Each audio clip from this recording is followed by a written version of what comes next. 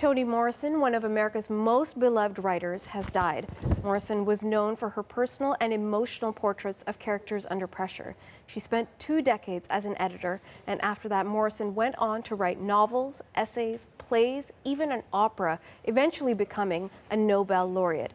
Her loss is being marked not only in the literary world, but by politicians, by her fans, by people in the entertainment industry, because she did have such a profound effect. So to dig in deeper into that part of the story, Stephanie Skandaris joins us once again in studio. So Steph, let's talk about her career and why she was such an acclaimed author. She had such a profound impact as a writer. We know her for that impact for these novels like Beloved, like The Song of Solomon, Jazz, Of Mercy, novels that focused on Black culture and Black lives and were so raw and unflinching in how they did that, how they portrayed these intense topics like slavery. Her publisher says she died last night following a short illness, surrounded by loved ones. She was 88 years old. You can see her there, and one of her crowning achievements, just one of them, being awarded the Presidential Medal of Freedom. But she actually came to writing a bit later in life, when she was 30 years old. She published her first book, The Bluest Eye, when she was 39.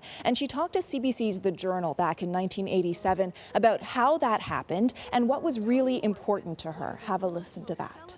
I sat down at the desk one day at Random House when my children were very young, and I felt I couldn't get up from the chair because I didn't know what to do.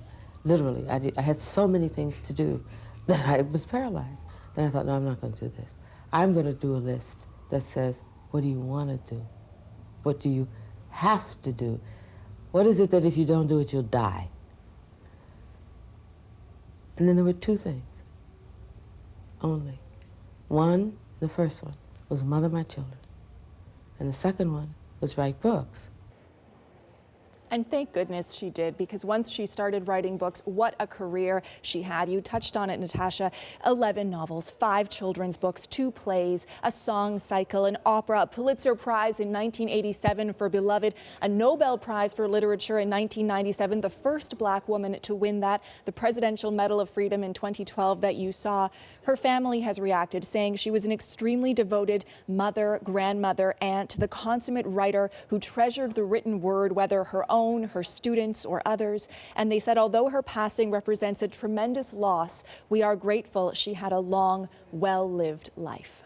And that life had such a huge ripple effect, right? Because you can't be that profound in a field and not impact other writers and other forms of artistic expression. So what are we hearing on that front? It's so different here, because she impacted, of course, you know, people who are at the very top of their professions, and people like presidents and you know, things like that, but also writers and also very ordinary people, because she wrote about ordinary people, ordinary Black people, and she really captured their lives. You know, she said, this is a quote that she gave to the New Yorker, I think in 2003. She said, I'm already discredited. I'm already politicized before I get out of the gate. I can accept the labels, the adjectives like Black and female that are often attached to my work, because being a Black woman writer is not a shallow place, but a rich place to write from. It doesn't limit my imagination, it expands it. And we got a sense of, you know, how she felt about that in another archival clip I can show you. Have a look at that.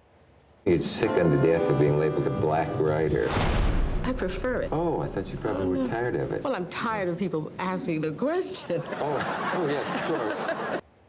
A sense of humor about it too, but you know, she did all of these achievements in a world dominated by white men. She mentored other young writers of color. She worked as an editor at Random House, published works by Black writers, and of course she influenced them too. Here is what Shonda Rhimes, a renowned TV and film writer herself, tweeted today. She said, "She made me understand writer was a fine profession. I grew up wanting to be only her. Dinner with her was a night I will never forget. Rest, Queen." Other reaction coming in, some from former U.S. President Barack Obama. He said Toni Morrison was a national treasure, as good a storyteller, as captivating in person as she was on the page. Her writing was a beautiful, meaningful challenge to our conscious and our moral imagination. What a gift to breathe the same air as her, if only for a while. So moving, right? And of course, I just want to show you a little bit more about Toni Morrison's own words, because we saw a tweet that shared them from her publisher. They tweeted, "We die. That may be the meaning of life, but we do language. That may be the measure of our lives." So much reaction. So much today, emotion. So Oh much my God, emotion. I know. But, you know, that's Toni Morrison. That's her words. Yeah, really, really profound. Jazz, one of the first books I ever read that wasn't a school assignment, and it was so, so powerful. It's just beautiful stuff. Anyway, Yeah. thank you so much, Steph. Thank you. Her voice and write that story. And she has that famous quote, I'm going to paraphrase here, where she said, if there's a story that you want to read and it's not written yet, then you must write it. And it was this almost this permission, this call to arms to pick up your pen, get your voice clear, and write that story. And I always admire that aspect of the bravery that it takes to put your art and your voice and your story out there. She's telling other writers like me that you must do it. You must.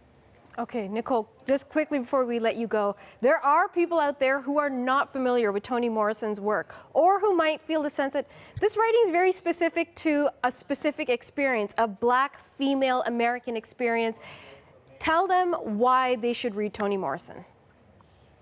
I think because it's more than that. It's about the human experience. It just so happens that her characters are Black women or Black men, or they're from the South, or they're from the United States. But I'm a Canadian writer. My parents are from the Caribbean, and I found so much that I can relate to with all of her stories, all of them.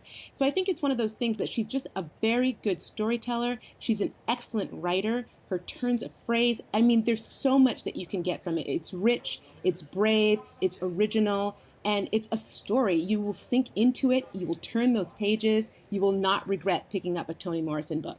Okay, Nicole's seal of approval, everybody. Pick up some Toni Morrison. Canadian novelist Nicole Blades in New Haven Harbor, Connecticut. Thank you so much for your time and for your memories. Thanks so much.